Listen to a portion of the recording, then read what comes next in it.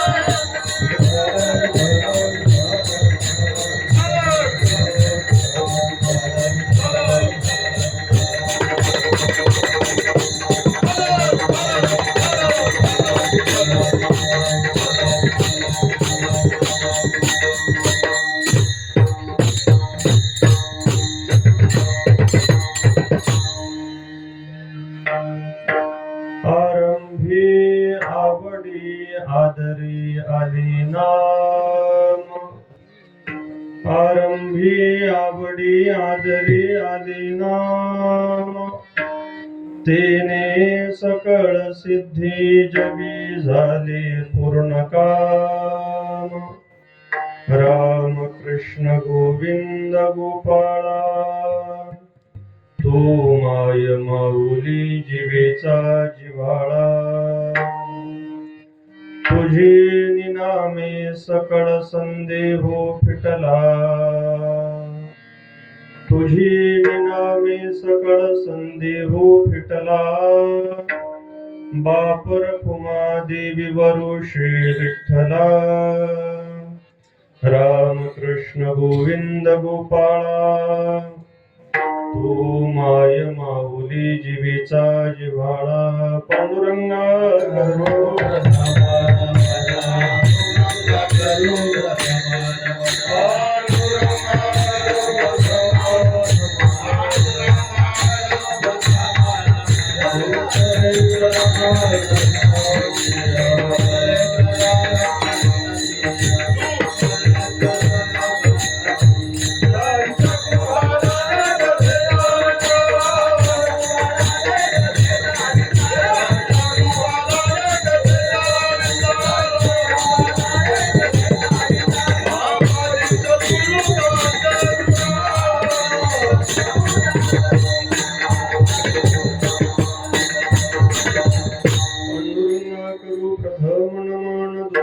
चरणा संतांची या, त्यांच्या कृपादाने कथेचा विस्तारू, बाबाजी सद्गुरु दास तुका.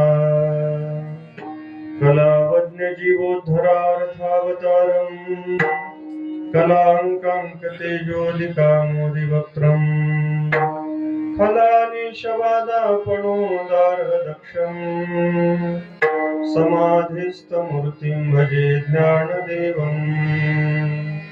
नमो सद्गुरु तुकया ज्ञानदीपा, नमो सद्गुरु सच्चिदानंद रूपा, नमो सद्गुरु भक्त कल्याण मूर्ती, नमो सद्गुरु भास्करा पूर्ण कीर्ती.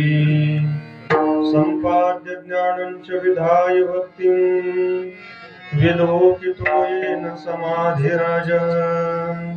वैराग्यवन्तं सुविचारयुक्तं, नमामि योगं शिरसा गुरुं. सोनोपंत तथा गुणिजनतया मामासे बोलती, नामे शंकर शंकरा शुभकरा निसंगजो संगती. पुण्यश्लोकीचा पुणे नगरीचा मोती खरा शोभतो, ऐशा संत वरा शुभकरा दांडेकरा वंदितो. तुम्ही संत माझिया कडा, दिठेचा कराल बहुडा तरी तुम्हा माने वडा होईन मी. हे सारस्वताचे गोड तुम्हीच लाविले जी झाड, तरी अवधाने अमृते वाढ शिंपोणी की जे विठ्ठला.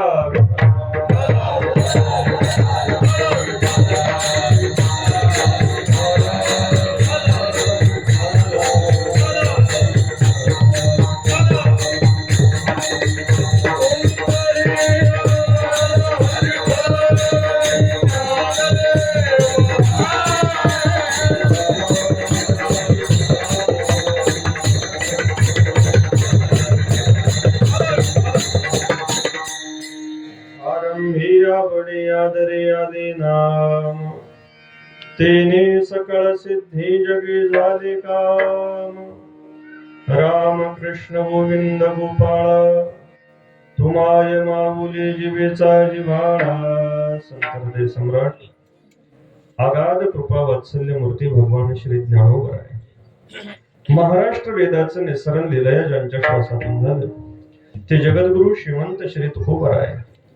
ज्या परंपरेने वारकरी संतांचे विचार तुमच्या आमच्यापर्यंत पोहोचवले, त्या परंपरेचे मुख्य प्रवाहक प्रातस्मरणीय स्वानंद सुखनिवासी सद्गुरु श्री जोग महाराज आदी करून सर्व संतांच्या कृपा आशीर्वादाने प्रतिवर्षी संपन्न होत असलेल्या या अखंड हरिनाम यज्ञाच्या प्रथम आरंभाच्या पहिल्या दिवसाच्या संकीर्तन सेवेमध्ये आपण उपस्थित आहोत. विठाला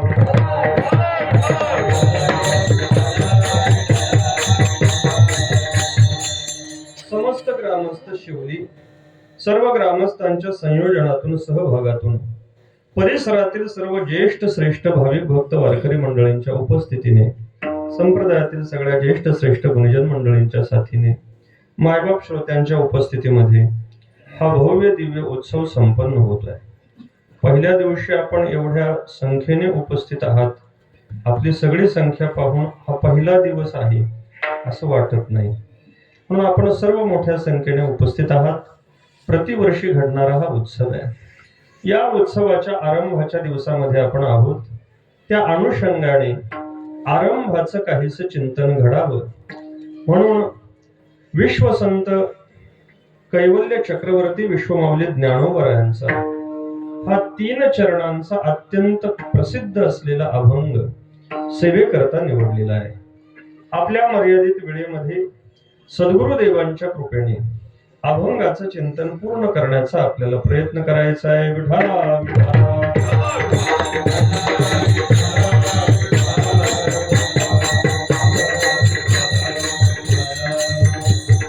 या अभंगातून विश्वमाऊली ज्ञानोबरायांनी आपल्या जीवनामध्ये पूर्ण झालेल्या सर्व इच्छांचं कारण प्रतिपादित केलेलं आहे. आमच्या जीवनातील सगळ्या इच्छा पूर्ण झाल्या. त्या सगळ्या इच्छा पूर्ण कशामुळे झाल्या त्याची कारण मीमांसा ज्ञानोबा या अभंगातून प्रगट करतात. मानवी जीवनाचा आपण जर विचार केला तर प्रत्येकाच्या ठिकाणी कोणती ना कोणती इच्छा आहे, कामना आहे. आपण कोणत्या ना कोणत्या कामनेने कोणतं ना कोणतं कर्म करतो, काहीतरी प्रयत्न करतो, साधन करतो.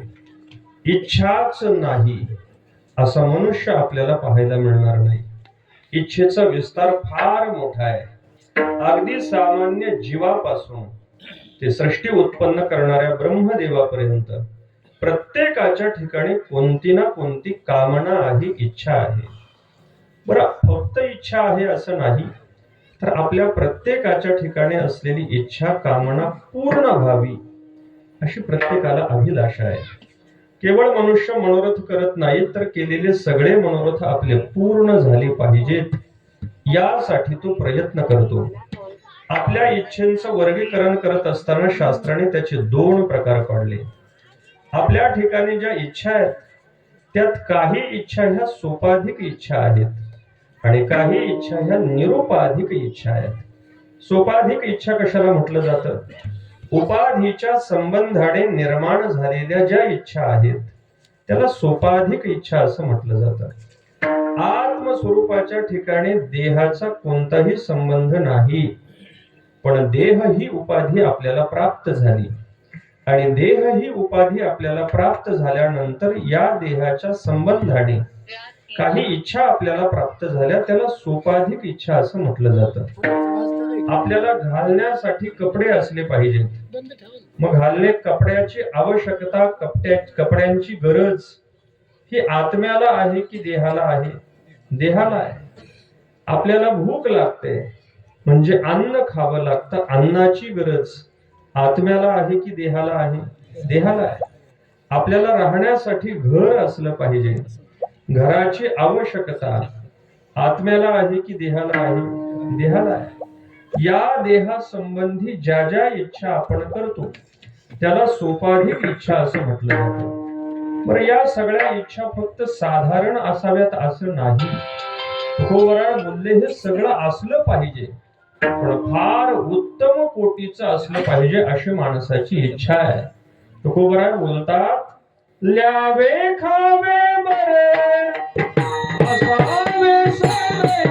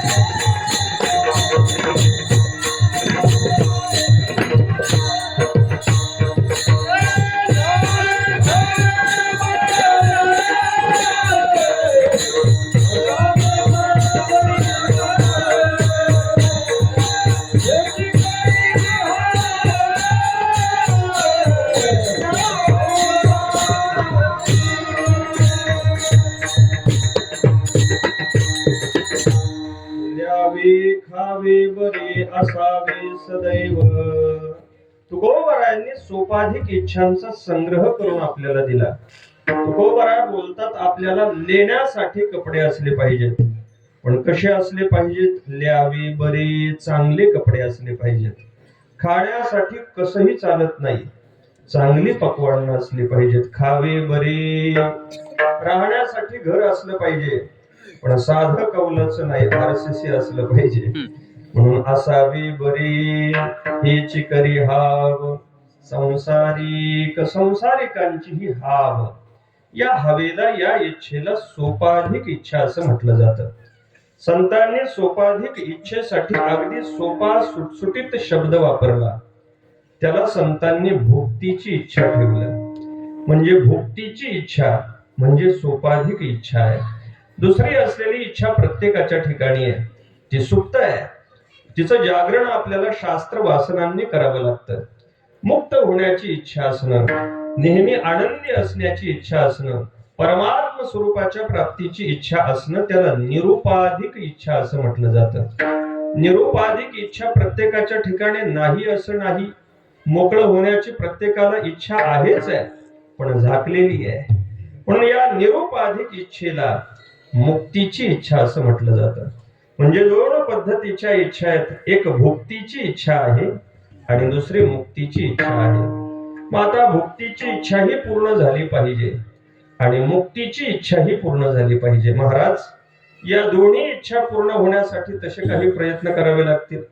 आपण असे अनेक प्रयत्न करतो, पण आपल्या इच्छा पूर्ण होतातच असं नाही.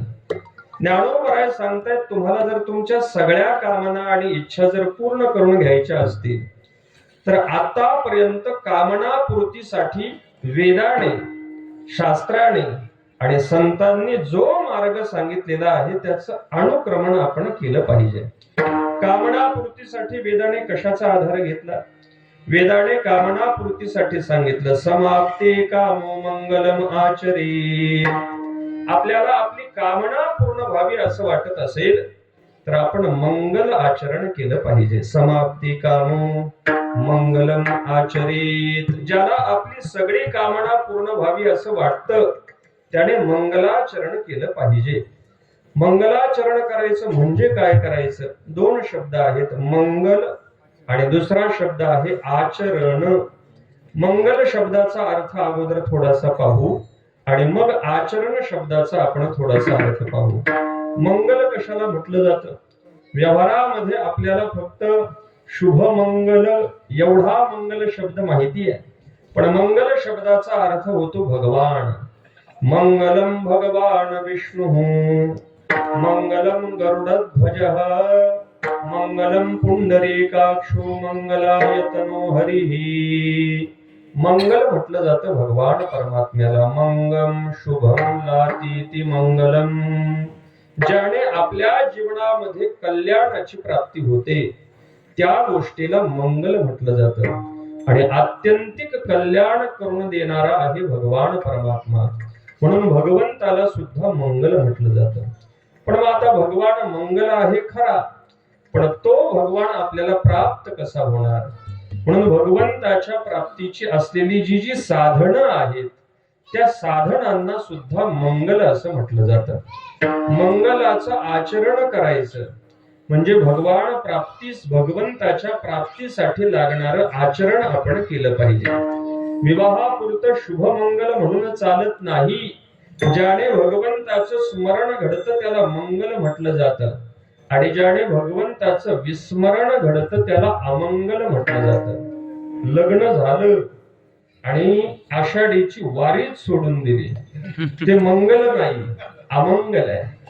घरामध्ये मुलगा झाला आणि घरामधला हरिपाठच बंद झाला, मंगल नाही, अमंगल आहे.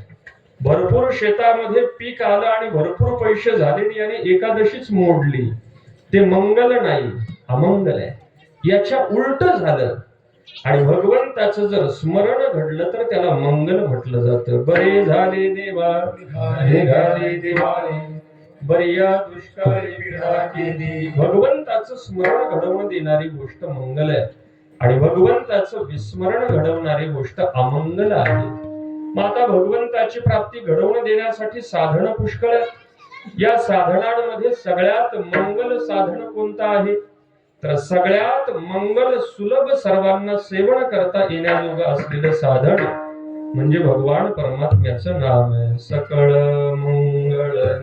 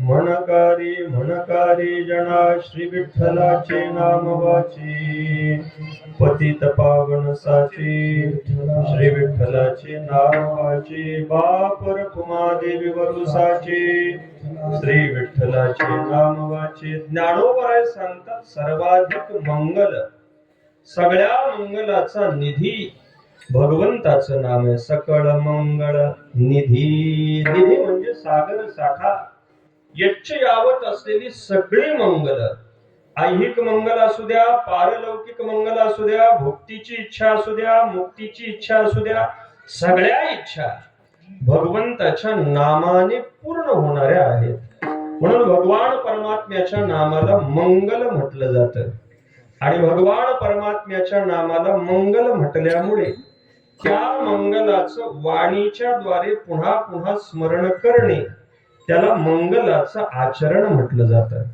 केवळ मंगल काय आहे हे आपल्याला कळलं पण आपण जर तसे वागलो नाही तर त्याला मंगलाचरण म्हटलं जात नाही भगवंताचा अखंड हरिनाम सप्ताह आपण सुरू करतोय म्हणजे आपल्याला मंगलाचरणामध्येच भगवंताचं नाम मंगल आहे हे कळलं मग आता इथून पुढे 7-8 दिवस आपण अखंड भगवंताचं नाम चिंतन करत राहिलं पाहिजे त्याला मंगलाचं आचरण असं म्हटलं जातं सप्ताह काळामध्ये मंगल आचरण इतकं आपण करायचं की सप्ताह संपल्यानंतर पुढच्या वर्षी पुन्हा सप्ताह येईपर्यंत वर्षभर आपलं मंगल आचरण चालू असलं पाहिजे अखंड भगवंताचं नामचिंतन आपण करत राहिलं पाहिजे म्हणून भगवंताच्या नामचिंतनाला साधक असलेली सगळी साधनं मंगल आहेत भगवंताचं नामचिंतन ज्याने ज्याने घडणार आहे त्या सगळ्या गोष्टी आपल्याला मंगल सांगितल्या जातात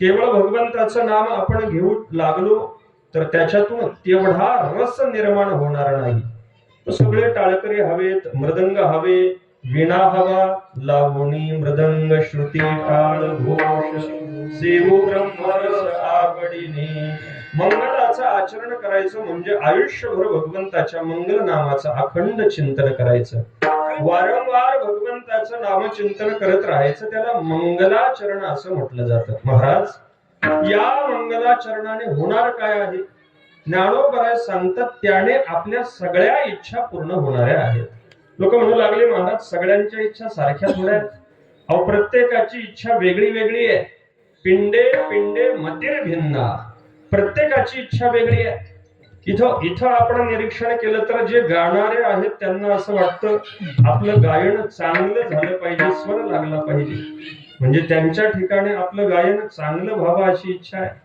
खाली बसलेले जे श्रोते आहेत त्यांना असं वाटतं आपल्याला भरपूर चांगलं ऐकायला मिळालं पाहिजे आता चांगल्याची व्याख्या सुद्धा श्रोत्यांची भिन्न भिन्न असते भरपूर हसायला मिळालं पाहिजे अशी इच्छा घेऊन येतात भरपूर चांगलं ऐकायला मिळालं पाहिजे अशी इच्छा घेऊन येतात काही श्रवण करणारे आहेत आणि या सगळ्यांच्या पुढे काही आहेत की ज्यांना म्हणण्याची इच्छा नाही ऐकण्याचीही इच्छा नाही ते फक्त घड्याळाकडे पाहत राहतात कधी 9 वाजतात आणि कधी पंक्तीला आम्हाला जागा धरायला भेटते म्हणजे काही पाहणारे आहेत मग आता इच्छा सारख्या आहेत काही इच्छा सारख्या नाहीत काही इतके बुद्धिमान स्वतःला समजतात की आमच्या इतकं चतुर कोणीच नाही यांना हे समजत नाही यांना हे समजत नाही असं काही न करता सूचना देणारे सुद्धा पुष्कळ आहेत म्हणजे चतुर आहेत काहींना असं वाटतं भरपूर आनंद मिळावा काहींना विनोदाची अपेक्षा आहे काहींना असं वाटतं कधी काही भांडण होईल आणि कधी काहीतरी मला बोलायला मिळेल असे दुश्चित्त स्वभावाचे सुद्धा आहेत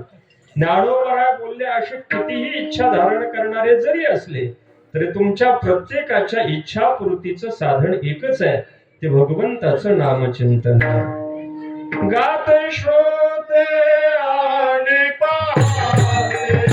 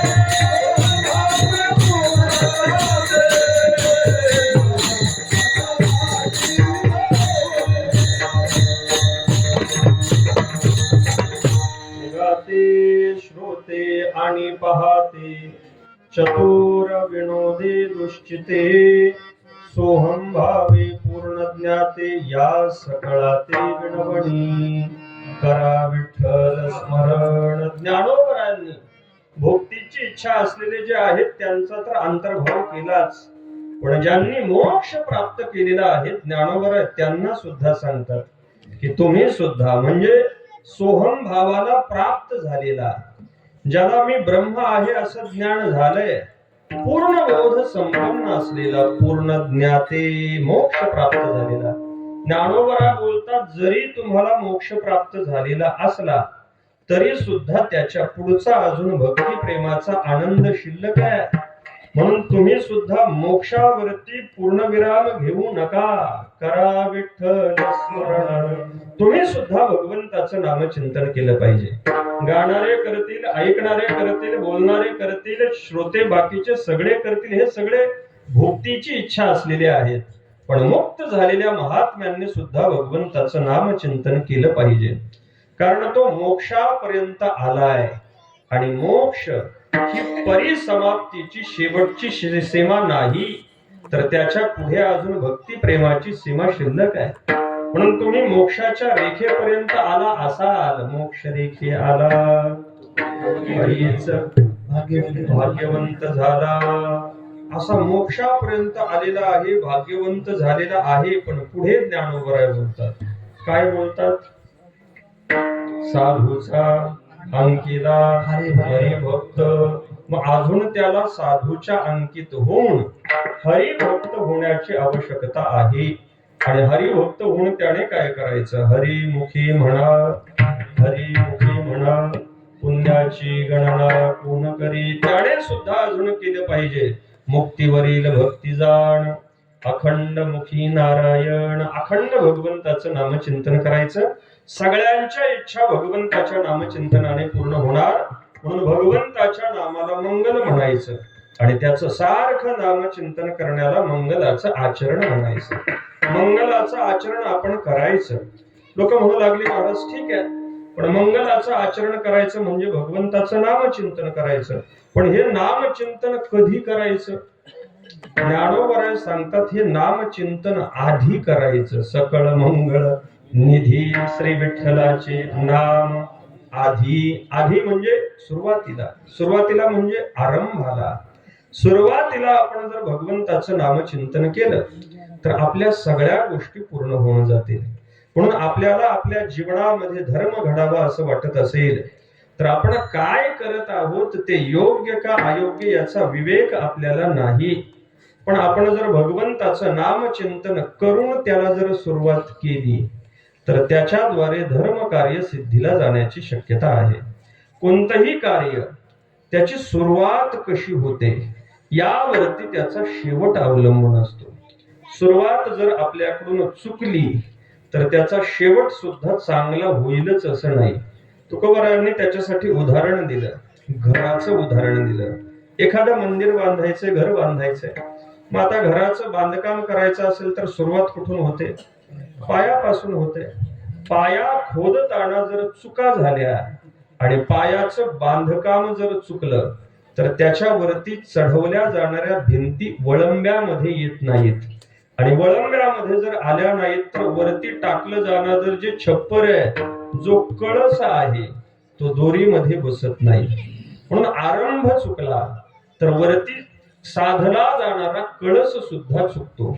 तुकोबाराय बोलतात तो पाया उत्तम आहे, चांगला आहे की ज्याच्यावरती कळस व्यवस्थित बसला जातो. तुकोबारायांची भाषा आपण ऐका. जेने जाय कळसा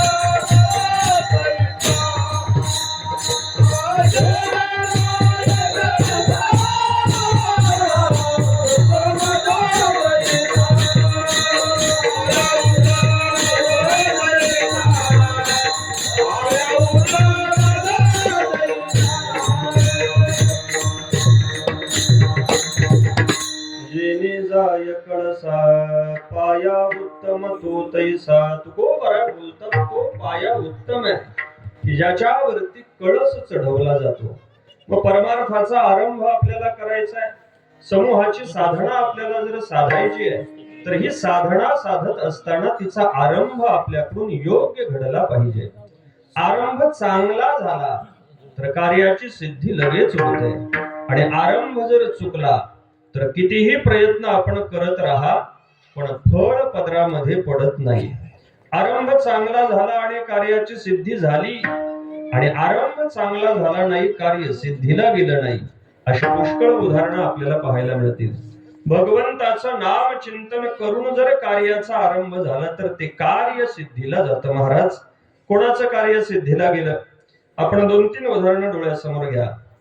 ज्या जगामध्ये आपण राहतो, हे जे जगत निर्मितीचं कार्य आहे, हे सगळ्यात मोठं आणि महान कार्य आहे. विश्व उत्पत्ती इतकं मोठं कार्य कोणतंच नाही.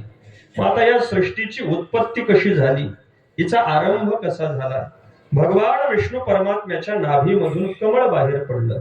कमळामध्ये चतुर्मुख ब्रह्मा उत्पन्न झाला. ब्रह्मदेव जन्माला आल्यानंतर ब्रह्मदेवावरती सृष्टी उत्पत्तीची जबाबदारी सोपवली गेली. पण ब्रह्मदेवाला सृष्टीची उत्पत्ती करता येणार. कोणतंही कार्य निर्माण करायचं म्हटलं तर त्याला ज्ञान पाहिजे. साधं घर बांधायचं असेल तर त्याचा प्लॅन करावा लागतो, काहीतरी योजना करावी लागते, ज्ञान असलं पाहिजे. सृष्टी उत्पत्तीसाठी ब्रह्मदेव आहेत, पण कसं निर्माण करायचं याचं ज्ञान नाही. ज्ञानोबरा बोलतात, पै सृष्टीची या उपक्रमा पूर्वी गा विरोत्तमा वेडायसा ब्रह्मा एकला होता. ज्ञानोबरा बोलले, वेड्यासारखे ब्रह्मदेव होते. कमळामध्ये इकडून तिकडून फिरत राहिले, पुन्हा नळीमध्ये खाली गेले, अनंत योजना गेले, काही हाताला लागलं नाही, पुन्हा वरती आले. आणि तसे बसून आता करायचं काय? सृष्टी उत्पन्न करायचे, पण वेड्यासारखे ब्रह्मदेव आहेत. भगवान बोलतात, मज ईश्वरा ते नोळखे सृष्टी ही करू न शके, तो थोरू केला एके नामे जेने. ज्ञानोबरा बोलतात, ब्रह्मदेवाला सृष्टी उत्पन्न करता येईना, आणि मला म्हणजे भगवंताला सुद्धा ब्रह्मदेवाला ओळखता येणार. वेड्यासारखे ब्रह्मदेव आहेत. भगवंताला दया आली आणि भगवंताने आपल्या 2 मंगल नामाचं प्रस्फुटन ब्रह्मदेवाच्या कंठामध्ये केलं. ब्रह्मदेवाच्या कंठामध्ये भगवंताची आद्य 2 नावं आली. त्यामध्ये पहिलं नाव आहे ओम आणि दुसरं नाव आहे अथ. ओंकार अथ शब्दश्च द्वावेतौ ब्रह्मण पुरा कंठम भित्वा विनिर्यातौ तस्मान् मांगलिका उभौ. ब्रह्मदेवाच्या कंठामध्ये ही 2 नावं प्रकट झाली. ब्रह्मदेवाने ओम या नामाचा, अथ या नामाचा पुन्हा पुन्हा पुन्हा पुन्हा जप केला, आणि जप केल्यानंतर भगवान संतुष्ट झाले. भगवंताने ब्रह्मदेवाच्या हातामध्ये वेद प्राप्त करून दिले. भगवंताच्या नामचिंतनाने वेद प्रगट झाले, म्हणून भगवंताच्या नामामध्ये सगळ्या वेदाचा अंतर्भाव होतो. भगवंताच्या नामातून नामचिंतनाने वेद हातामध्ये आले. यो ब्रह्माणं विदधाति पूर्वं यो वै वेदांश प्रहिणोति तस्मै तम देव आत्मबुद्धि प्रकाशम मुमुक्षुर्वै शरणमहं प्रपद्ये. यो ब्रह्माणं विदधाति पूर्वं. ज्याने ब्रह्मदेवाला सृष्टी उत्पत्तीच्या पूर्वी वेद दिले, ब्रह्मदेवाने वेदाचं पठन केलं आणि वेदाच्या पठनातून सृष्टीची उत्पत्ती झाली. म्हणजे सगळ्या वेदामध्ये सृष्टी उत्पत्तीची सूत्र आहेत. म्हणून सृष्टीची स्थिती राखण्यासाठी आपल्याला वेदाचा अर्थ जाणणं महत्वाचं ठरतं. म्हणून तर साधू संत आपल्याला पुन्हा पुन्हा तोच अर्थ सांगतात. वेदाचा तो अर्थ आभासीच भावा वेद मार्गे मुनी गेले त्याची मार्गे चालेलो. वेदाचा आणि सृष्टी उत्पत्तीचा, सृष्टीच्या स्थितीचा, सृष्टीच्या प्रलयाचा, आपल्या उद्धाराचा अनन्य संबंध आहे. म्हणजे ब्रह्मदेवाने नामचिंतन केल्यामुळे सृष्टीचं कार्य सिद्धीला गेलं, म्हणजे ब्रह्मदेवाची कामना पूर्ण झाली. पहिलं कार्य. मग आता सृष्टी उत्पन्न झाली. सृष्टी उत्पन्न झाल्यानंतर पहिलं युग आहे त्याला कृतयुग म्हटलं जातं. कृतयुगामध्ये भगवंताच्या नामाने कार्य सिद्धी झालेले अनेक आहेत. फक्त आठवण करून आपण पुढे पुढे जाऊ. कृतयुगामध्ये आरंभाला भगवंताचं नाम प्राप्त झालं भक्त श्रेष्ठ प्रल्हादांना. आरंभाला म्हणजे जन्माला येण्याच्या अगोदरच आईच्या गर्भामध्ये असताना देवर्षी नारदांच्या आश्रमामध्ये माता राहतीये आणि देवर्षी नारदांनी गर्भावरती नामाचे संस्कार केले. प्रल्हादजी जन्मतःच नामधारक आहेत. जन्मापासून भगवंताचं नाम मुखामध्ये आहे. मग कितीही संकट आली पण प्रल्हादांचं कोणतंही कार्य थांबलं नाही. सगळी कार्य सिद्धी झाली कारण सुरुवातीला भगवंताचं नाम आलं. पुढे आपण थोडस चिंतन करा. कृतयुग संपलं, त्याच्यानंतर त्रेतायुगामध्ये रामचंद्र प्रभूंची सगळी कार्य सिद्ध केली हनुमंतरायांनी. हनुमंतरायांच्या मुखामध्ये नित्य भगवंताचं नाम आहे आणि भगवंताचं नाम मुखामध्ये असल्यामुळे सगळी कार्य सिद्धी झाली हनुमंतरायांची. पुढे द्वापार युगामध्ये पांडवांच्या मुखामध्ये नित्य भगवंताचं नाम आहे. दुर्योधनादिकांकडे सगळं बळ आहे पण पांडवांकडे फक्त भगवत बल आहे आणि या भगवत बलाच्या जोरावरती पांडवांच्या सगळ्या कामना पूर्ण झाल्या. कलियुगाचं चिंतन करा. कलियुगामध्ये भगवत पूज्यपाद शिवशंकराचार्य आचार्यांना तिन्ही प्रस्थानत्रयी ग्रंथांवरती भाष्य लिहायचं आहे. ब्रह्मसूत्रावरती भाष्य करायचंय, उपनिषदांवरती भाष्य करायचंय, गीतेवरती भाष्य करायचंय. पण हे भाष्य सुरू कुठून करायचं? आचार्यांनी विचार केला उपनिषदांपासून सुरुवात करू. आचार्यांनी शिष्याला सांगितलं उपनिषद मागून आणली. उपनिषदावरती भाष्य लिहिण्यासाठी घेणारा ग्रंथ उचकला. आतमध्ये उपनिषद नाही, आतमध्ये विष्णू सहस्रनाम आहे. आचार्यांना असं वाटलं कदाचित त्याने चुकीने ग्रंथ आणला असेल. पुन्हा सांगितलं उपनिषद घेऊन ये. तो पुन्हा उपनिषद घेऊन आला. पुन्हा पान उचकलं, आतमध्ये विष्णू सहस्रनाम. 2-3 वेळेला झाल्यानंतर आचार्यांच्या लक्षामध्ये आलं की आपल्याला एवढं मोठं कार्य करायचंय पण त्याचा आरंभ आपल्याला भगवंताच्या नामचिंतनापासून केला पाहिजे. म्हणून आचार्यांनी पहिलं भाष्य केलं विष्णू सहस्रनामावरती. भगवंताची जी 1000 नावं आहेत त्या 1000 नावांचा अर्थ आचार्यांनी अगोदर स्पष्ट केला आणि मग बाकीचे ग्रंथ करायला सुरुवात केली. म्हणजे आचार्यांची सगळी कार्यसिद्धी पूर्ण झाली. लोक म्हणू लागले महाराज तुम्ही बाकीच्यांची उदाहरणं सांगतायत. ज्ञानोबरांना लोक विचारतात महाराज बाकीच्यांची कार्यसिद्धी झाली, हा झाला परोक्ष अनुभव.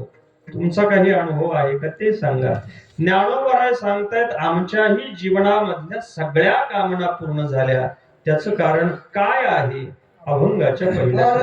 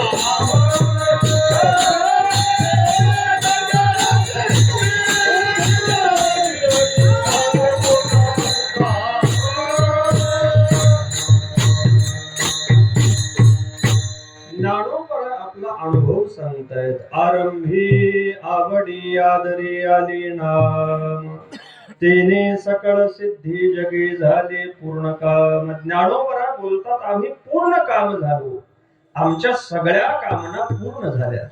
जी जी कामना ज्ञानोबरांनी केली ती ती सगळी कामना पूर्ण झाली.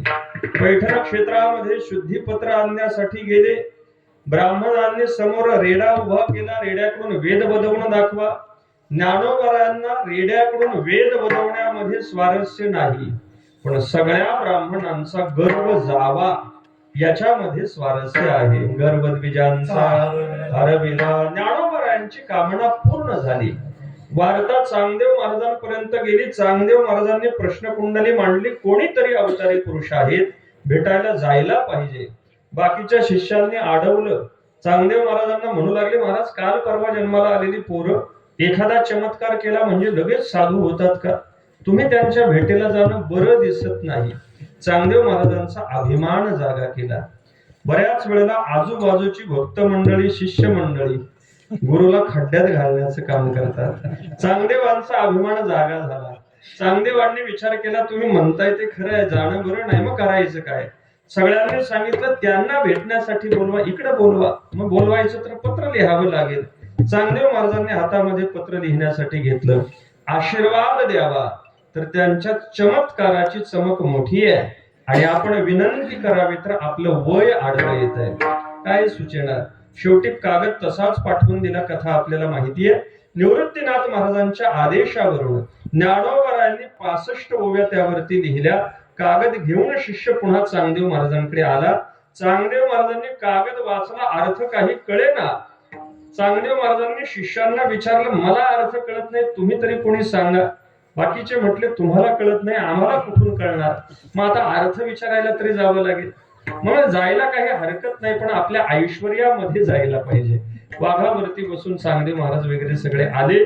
ज्ञानोबरा भिंतीवरती बसलेले आहेत. भिंत चालवण्यामध्ये ज्ञानोबरांना रस नाही, पण चांगदेव महाराजांचा गर्व जावा. चालविली जड भिंती हरली चांगयाची भांती, मोक्ष मार्गेचा सांगाती ज्ञानोबा माझा. चांगदेव महाराजांचं कल्याण झालं.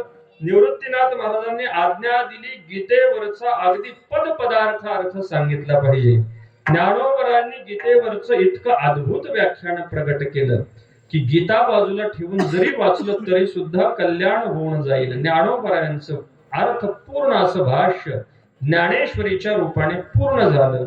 सगळी कामना पूर्ण झाली. अभंग संहिता झाली, पूर्ण कामना झाली. खांद्यावरती पताका घेऊन सगळ्या वैष्णवांची मांदियाळी ज्ञानोबरांनी मिळवली आणि आळंदीपासून माझी जीवेची आवडी पंढरपूरला चालत जाण्याची कामना पूर्ण झाली.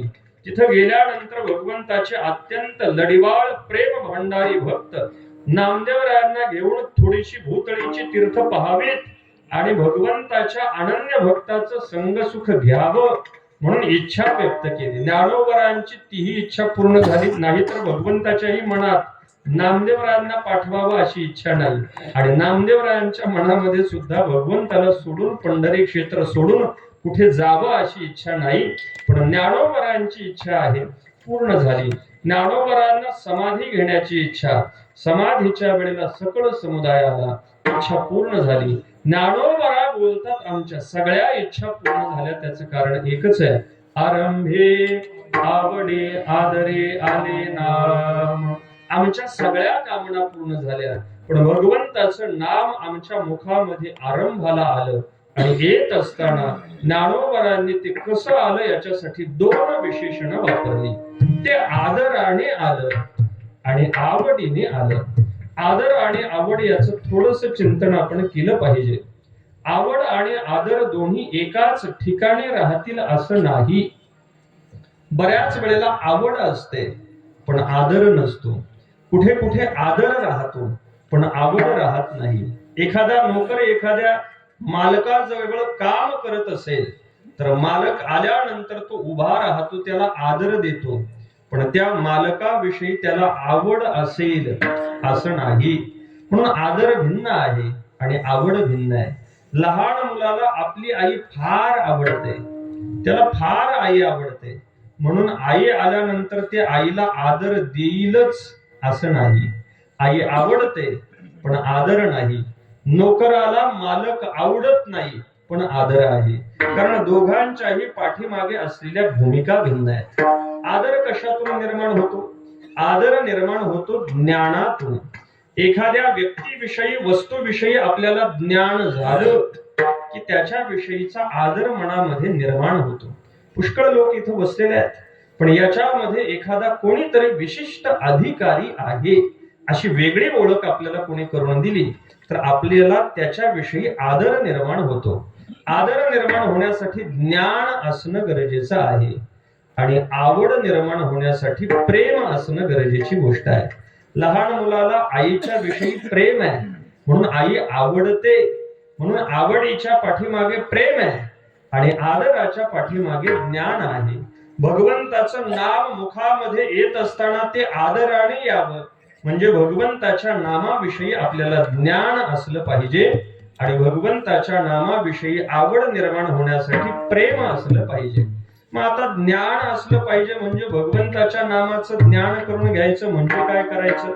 व्यवहारामध्ये तुमची आमची सुद्धा नावं आहेत आणि साधू संत सुद्धा आपल्याला नाम घ्या असं सांगत राहतात.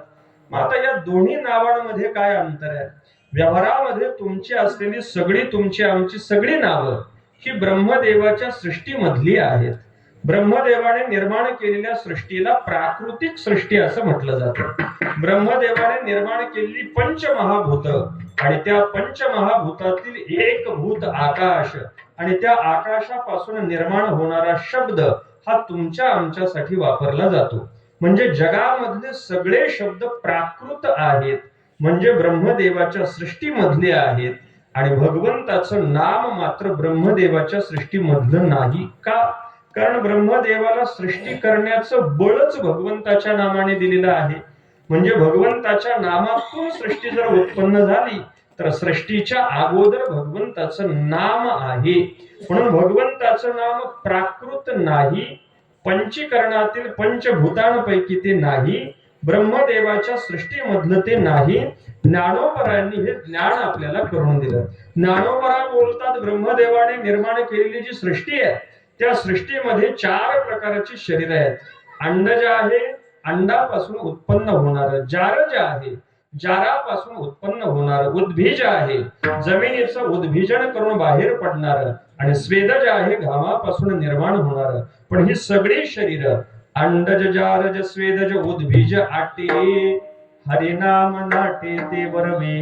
ज्ञानोबरा बोलतात ही सगळी नावं नष्ट होणारी आहेत पण भगवंताचं नाव आटणार नाही. तुकोबरांना विचारा, तुकोबरा बोलले अवघाची आकार ग्रासीला काळे एकते निराळे हरीचे नाम. भगवंताचं नाम वेगळं आहे. भगवत पूज्यपाद शिव शंकराचार्यांना विचारा, आचार्य बोलतात ब्रह्मदेवापासून ते स्तंभापर्यंत सगळ्या गोष्टी मायेपासून उत्पन्न झालेल्या नश्वर आहेत. आ ब्रह्मस्तंभ पर्यंतम सर्वं मायामयम जगत ततः सत्यम हरिर्नामैव केवलम.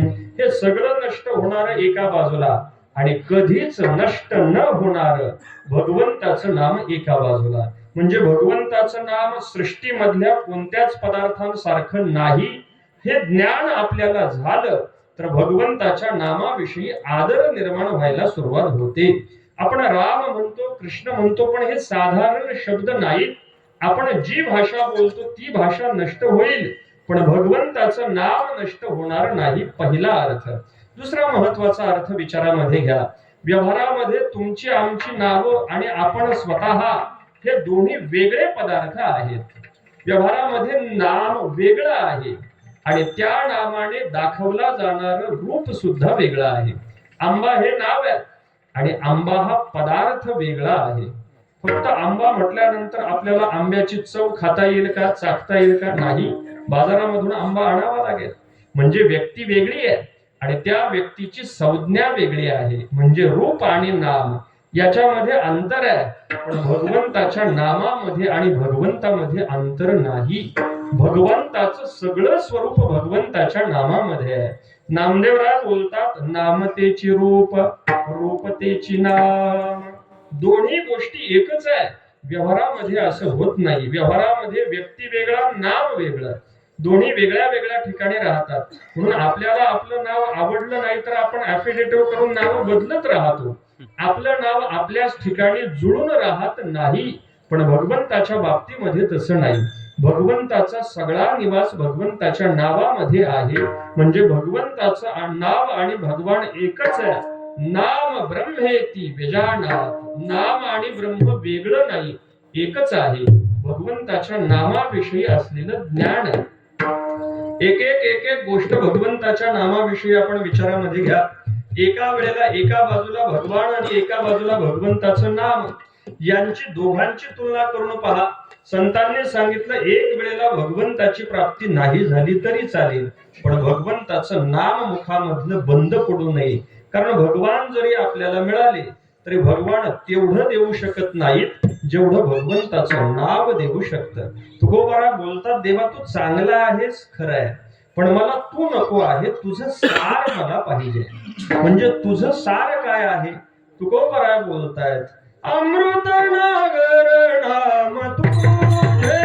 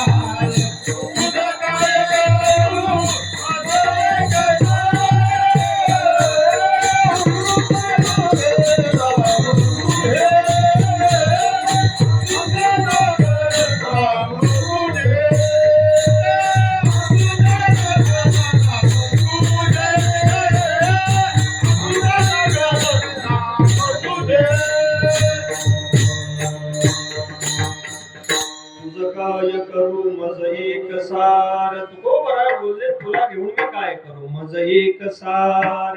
मला सार हवंय. अमृत नागर नाम तुझे, तुझं नाम अत्यंत अमृतासारखं आहे. नागर आहे, सर्व बाजूने संपन्न आहे. भगवंताच्या नामाविषयीचं ज्ञान प्राप्त केल्यानंतर मनामध्ये आदर वाढतो. आदर वाढला पाहिजे. म्हणजे भगवंताचं नाव आदराने यावं. आणि दुसरं विशेषण ज्ञानोबरांनी वापरलं, आवडीने आलं पाहिजे. म्हणजे भगवंताच्या नामाविषयी प्रेम असलं पाहिजे. प्रेम कधी निर्माण होतं? जिथे आवड असते तिथे प्रेम निर्माण होतं. भगवंताच्या नामाविषयी किती प्रेम असावं. चैतन्य महाप्रभू देवाबरोबर भांडू लागले. देवाच्या समोर उभं राहून देवाशी वाद घालतात. भगवंत, रावणाला तू 10 तोंड दिलीस, ब्रह्मदेवाला 4 तोंड दिलीस, दत्तात्रयांना 3 तोंड दिलीस, मला एकच तोंड का दिलं? याच्यावरून वाद चालला. जाणारा येणारा एक वाटसरू त्याने ऐकलं. ऐकून चैतन्य महाप्रभूंच्या जवळ गेला आणि म्हणू लागला, महाराज, अहो एक तोंड दिलेलं आहे, ते भरता भरता नाकी नऊ येतंय, अजून 5-10 कशाला मागून घेतात? चैतन्य महाप्रभूंनी सांगितलं, तुझ्यासाठी तोंडाचा उपयोग फक्त खाणे एवढाच आहे, माझ्यासाठी तोंडाचा उपयोग भगवंताच्या नामाचं चिंतन करण्यासाठी आहे. मला जर एका वेळेला शेषासारखी 1000 तोंड असती तर एका क्षणामध्ये 1000 तोंडांनी 1000 भगवंताची नावं मी घेतली असती आणि हजारो कान मला प्राप्त झाले असते. तर एका क्षणामध्ये 1000 वेळेला भगवंताचं नाव मी ऐकलं असतं. तुंडे तांडवनी रतिम्य तनुते तुंडावली लब्धई. मला हजारो तोंड प्राप्त व्हावी. भगवंताचं नाव मला सर्वांगाने घेता यावं. भगवंताच्या नामाविषयीची आवड निर्माण व्हावी, आदर निर्माण व्हावा. असं जर घडलं त्याने सगळ्या कामना पूर्ण होतात.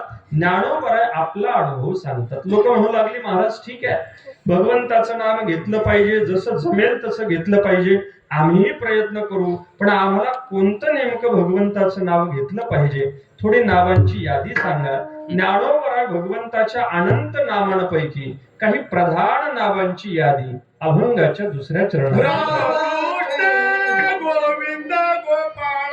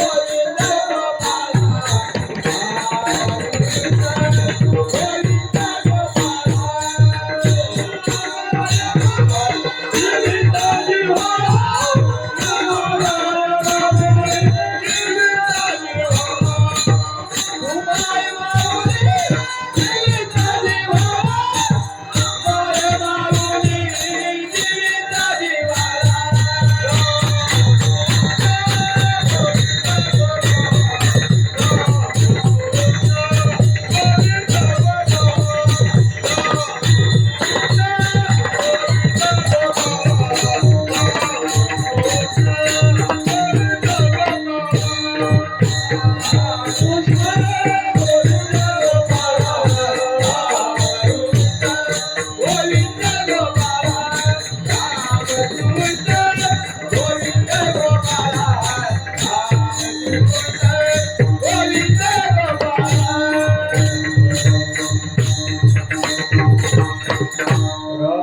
कृष्ण गोविंद गोपाळ.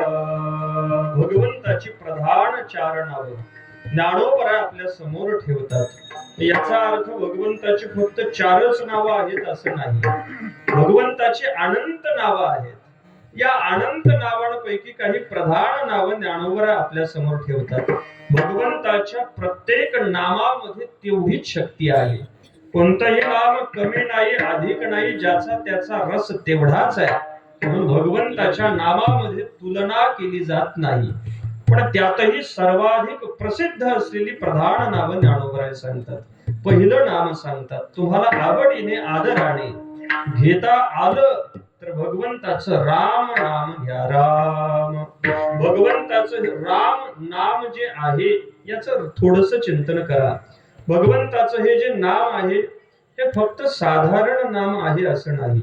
याला तारक मंत्र असं म्हटलं जातं. भगवान विश्वनाथ काशी क्षेत्रामध्ये कोणताही प्राणी जर मेला तर भगवान विश्वनाथ त्याच्या कानामध्ये तारक मंत्राचा उपदेश करतात. मग आता हा तारक मंत्र म्हणजे कोणता जारण मारण उच्चाटनाचा आघोरी मंत्र कोणता नाही. तो मंत्र आहे राम.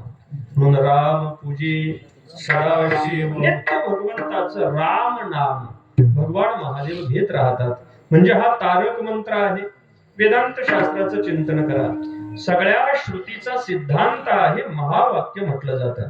त्या महावाक्यामध्ये दोन पद्धतीचे विभाग केले जातात. काही अनुभव महावाक्य आहेत, काही उपदेश महावाक्य आहेत. उपदेश महावाक्यामध्ये प्रधान आहे तत्वमसी. तत्वमसी महावाक्यामध्ये 3 शब्द आहेत, तत्, त्वम आणि असी. तत् शब्दाचा अर्थ आहे ईश्वर. त्वम शब्दाचा जीव आहे तुम्ही आम्ही अर्थ जीव. आणि यांचं ऐक्य सांगितलं जातं आशिष शब्दाने. म्हणजे परमात्म्याच्या ठिकाणी असलेलं शुद्ध चैतन्य, तुमच्या आमच्या ठिकाणी असलेलं शुद्ध चैतन्य यांचं ऐक्य, हे ते ब्रह्म तू आहेस, हे त्या वाक्याने सिद्ध केलं जातं. पण आता हे तत्वमसी महावाक्य आपण कधी भोका, कधी त्याचा अर्थ, कधी त्याची लक्षणा भगवंताच्या रामनामातून जीव ब्रह्म ऐक्य सांगितलं जातं. भगवंताच्या रामनामामध्ये र जो आहे तो परोक्षाती विशिष्ट चैतन्य असलेलं ब्रह्म आहे. आणि जो म आहे तो तुमचं आमचं प्रतिनिधित्व करणारं जीव चैतन्य आहे. दोघांच्याही ठिकाणीची उपाधी जावी आणि दोन्ही चैतन्य एक आहे हे मधल्या आकाराने सिद्ध करून दिलं जातं. म्हणजे र आणि म यांच्यामध्ये असलेला जो आ आहे तो जीव आणि ब्रह्म यांचं ऐक्य सांगणारा आहे. म्हणजे तत्वमसी महावाक्याचा अर्थ आपल्याला रामनामाने प्राप्त होतो. अजून भगवंताच्या रामनामाचं चिंतन करा. हनुमंतराय नित्य भगवंताचं रामनाम घेतात. सगळे संत हनुमंतरायांच्या जवळ गेले. सगळ्या संतांनी भक्तीच्या वाटा हनुमंतरायांनाच विचारल्या. हनुमंतरायांच्या जवळ आले आणि विचारू लागले, सारखं तुम्ही राम राम म्हणता, आम्हाला थोडासा अर्थ सांगा. हनुमंतरायांनी सांगायला सुरुवात केली, कल्याणानां निधानम. भगवंताचं राम नाम म्हणजे कल्याणाचा निधी आहे. कलिमल मथनम. तुम्ही कलियुगामध्ये सगळे राहणारे आहात. मग कलियुगाचा मळ आपल्याला रोज लागणार आहे. कारण हे कलियुग म्हणजे दोषाची खाण आहे. मग आता हा जर मळ आपल्याला लागू नये असं वाटत असेल तर राम नाम सारखं घेत राहिलं पाहिजे. कलिमल मथनम पावनम पावनानाम. आपल्याला अपवित्र ठिकाणी जावं लागतं. मग तिथेही अपवित्रता येऊ नये याच्यासाठी भगवंताचं राम नाम म्हणा. तुम्ही राम राम म्हणू लागला की पवित्र राहाल, अपवित्रता येणार नाही. अजून भगवंताचं रामनाम कसं आहे हनुमंतराय सांगताय, पाथेयम यन मोक्षुः सपदी परपद प्राप्तये प्रस्थितस्य. मोक्ष प्राप्त करण्यासाठी निघालेले जे वाटसरू आहेत त्यांना वाटेमध्ये भूक लागल्यानंतर शिदुरी पाहिजे. आणि ही शिदुरी म्हणजे भगवंताचं राम नाम आहे. मोक्ष मार्गीचे साधक राम नामाचा आहार सेवन करतात, त्याने त्यांची भूक जाते. म्हणजे साधकांचा तो आहार आहे. अजून भगवंताचं राम नाम कसं आहे हनुमंतराय सांगतात, विश्राम स्थानम एकम कविवर वचसा. जेवढे म्हणून कवी आहेत म्हणजे अगदी वाल्मिक महर्षीपासून ते निळोबरायणापर्यंत जेवढे संत, जेवढे ऋषी, जेवढे कवी सारखे लोकांना उपदेश करून करून करून त्यांची वाणी थकून जाते. मुखी नाम हाती मोक्ष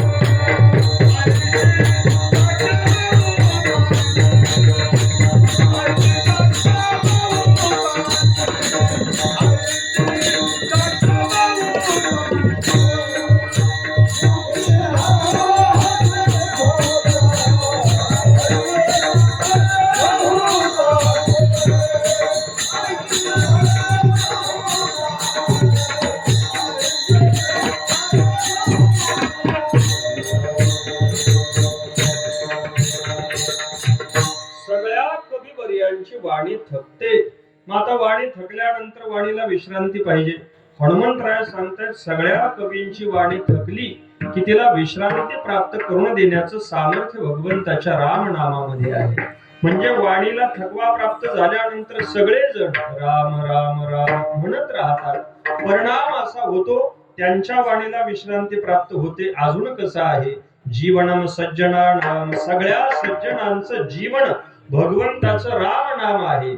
अजून कसं आहे, हनुमंतराय सांगतात बीजम धर्म द्रुमस्य प्रभवतुम भवतां भूतये राम नाम. धर्म रूपी वृक्षाचं बीज भगवंताचं राम नाम आहे. म्हणजे धर्मरूपी वृक्ष तुम्हाला जर वाढावा असं वाटत असेल तर तो वृक्ष वाढण्यासाठी त्याचं बीज माहित पाहिजे. तर भगवंताचं नाम धर्मरूपी वृक्षाचं बीज आहे. बीज आणि फळ हरीचे नाम सकळ धर्माचे कारण. भगवंताचं नाम धर्माचं बीज आहे. म्हणजे रामनामाचा एवढा मोठा विस्तार आहे.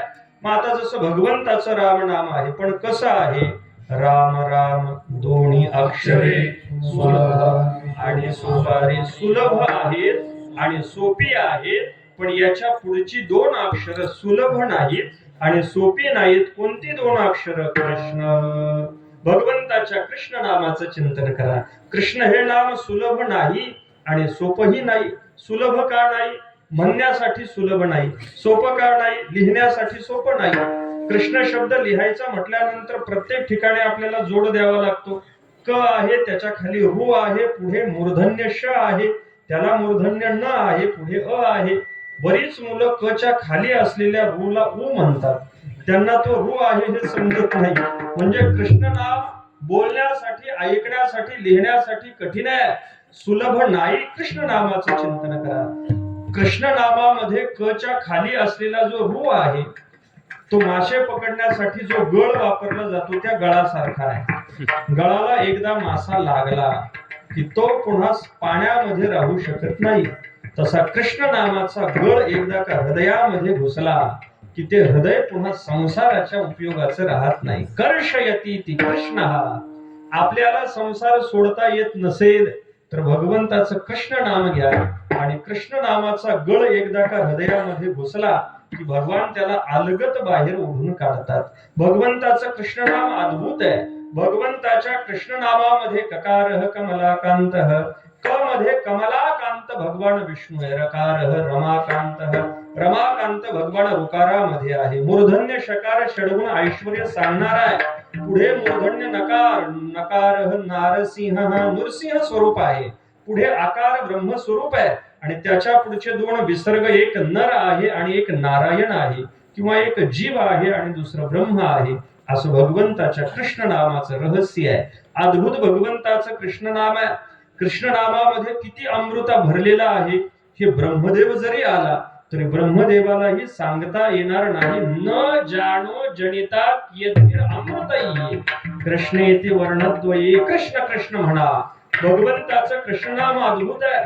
त्याच्या पुढे ज्ञानोबराय सांगतात राम कृष्ण गोविंद गोपाळा. गोविंद भगवंताचं नाम आहे. गाम विंद यती गोविंद. गो शब्दाचे चार अर्थ होतात. गो म्हणजे पृथ्वी, गो म्हणजे वेद, गो म्हणजे गायी आणि गो म्हणजे वाणी. या चौघांनाही जो आनंद देतो त्याला गोविंद असं म्हटलं जातं. भगवान अवताराला आले की पृथ्वीला आनंद होतो म्हणून गोविंद आहे. भगवान गायींचं पालन करतात, गायींना आनंद होतो म्हणून गोविंद आहे. भगवान अवताराला आले म्हणजे वेदाचं रक्षण करतात म्हणून गोविंद आहे, आणि भगवंताच्या गोविंद नामाने रसना इंद्रियाला अमृताची प्राप्ती होते म्हणून गोविंद आहे. रामकृष्ण गोविंद गोपाळा. भगवंताचं गोपाळ हे नाव आहे. भगवंताला गोपाल रूप दिलं यशोदा मातेने. मोराचा मुकुट घातला, खांद्यावरती जाळीदार कांबळ टाकली, हातामध्ये काठी दिली, बेताची छडी दिली, कमरेला बासरी खोवली, खांद्याला एका बाजूला खाण्यासाठी मडक्यामध्ये शिदोरी टांगली. असं जे भगवंताचं रूप आहे त्याला गोपाल रूप असं म्हटलं जातं. आणि या गोपाल रूपाने निर्गुण समाधीमध्ये गेलेल्या शुकाचार्यांचे समाधी उत्थित होते. एवढं भगवंताचं गोपाल नाम अत्यंत महत्वपूर्ण आहे. गोपाल रहस्य नावाचं उपनिषद आहे, ज्याच्यामध्ये आपल्याला भगवंताच्या गोपाल नामाचा महिमा पाहायला मिळतो. ही भगवंताची अशी नावं अशी आपण घेतली पाहिजे. लोक म्हणू लागले, महाराज तुम्ही भगवंताची नावं घेण्यासाठी सांगता, पण आम्ही भगवंताची साक्षात पूजा केली, भगवंताची आराधना केली तर काय बिघडणार आहे? ज्ञानोबा सांगतात, भगवंत पूजेसाठी मिळेल कधी? तो प्रगट तर व्हायला पाहिजे. म्हणून प्रगट कधी होईल? तुम्हाला जर आई मिळावी असं वाटत असेल तर त्या आईची ही पहिली कोणीतरी आई असली पाहिजे. म्हणून आईची आई अगोदर आपल्याला असेल तर आई आपल्याला प्राप्त होईल. भगवान ही आपली आई आहे, आणि भगवंताला जन्म देणारी आई भगवंताचं नाम आहे. तू माय माऊली. भगवान माय आहे आणि भगवंताचं नाम भगवंताची ही माता आहे, माया माऊली. भगवान आपलं जीवन आहे, पण भगवंताचं जीवन भगवंताचं नाम आहे. तू जीवीचा जिव्हाळा. भगवंताचं नाम भगवंताचाही जिव्हाळा आहे. लोक म्हणू लागले, महाराज तरीही आम्हाला काही शंका आहेत. ज्ञानोबरांनी सांगितलं, सगळ्या शंका तुमची उत्तर मिळतील, पण त्याचं सगळ्याचं समानात भगवंताचं नाम आहे. एकदा भगवंताचं भजन करून उरलेल्या थोड्या वेळात भगवंताच्या नामासंबंधीचं चिंतन करून सेवेला पूर्ण विराम देऊ. विठोबा.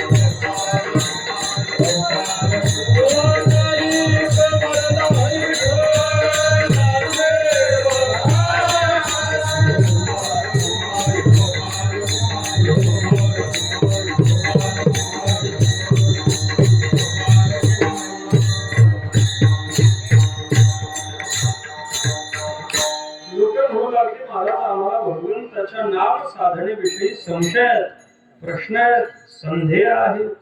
कोणतीही साधना आपण सुरू केली तर सर्वात अगोदर काहीतरी शंका मनामध्ये निर्माण होतात. पहिली शंका स्वतःविषयी निर्माण होते, त्याला प्रमातृ संदेह असं म्हटलं जातं. प्रमातृ संदेह म्हणजे माझ्याकडून ही साधना होईल की होणार नाही. आषाढीला आपण कोणाला चला म्हटलं तर तो पहिला विचार करतो, आपल्याला चालणं होईल का, आपल्याला तिथं राहणं होईल का. स्वतःविषयीचा संशय.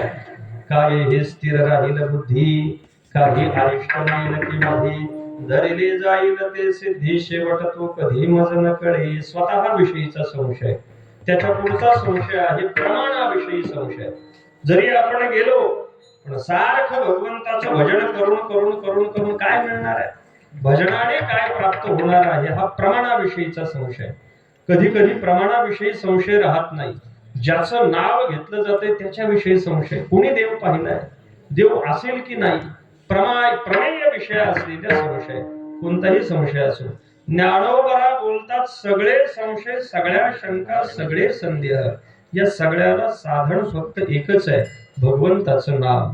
आपल्याला अनेक प्रश्न निर्माण झाले तर आपण पुन्हा पुन्हा भगवंताचं नामचिंतन करा. सारखं भगवंताचं नामचिंतन केलं की सगळे संशय निवृत्त होतात. भगवानच स्वतः सगळं ज्ञान देतात आणि आपल्या जीवनामध्ये आपल्याला पूर्णता प्राप्त होते. ज्ञानोबराय सांगतात अभंगाच्या शेवटच्या चरणामध्ये तुझी निनामे सकळ संग पिटला तुझी निनामे सकळ संग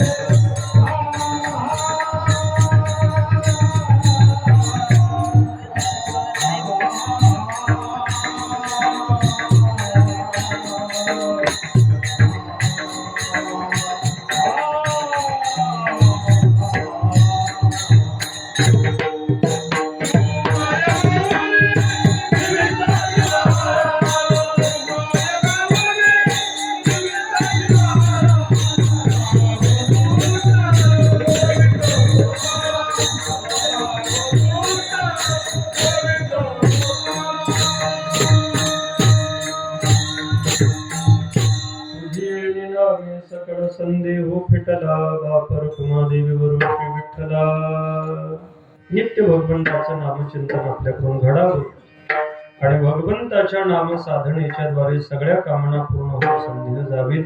परमात्मा पंढरनाथाला प्रार्थना करू. झालेली सगळी सेवा परमात्मा पंढरनाथाच्या चरणी समर्पित करू. समस्त ग्रामस्थ शिवली परिसरातील भाविक भक्त वारकरी मंडळी, ज्येष्ठ श्रेष्ठ सर्व गुणीजन मंडळी सगळ्यांच्या आभार मानू. या वाणीला पूर्णविराम देऊ. किंबहुना तुमचे केले धर्म कीर्तन हे सिद्धी गेले, येथ माझे जीव उरले पायी कपण ज्ञानेश्वर.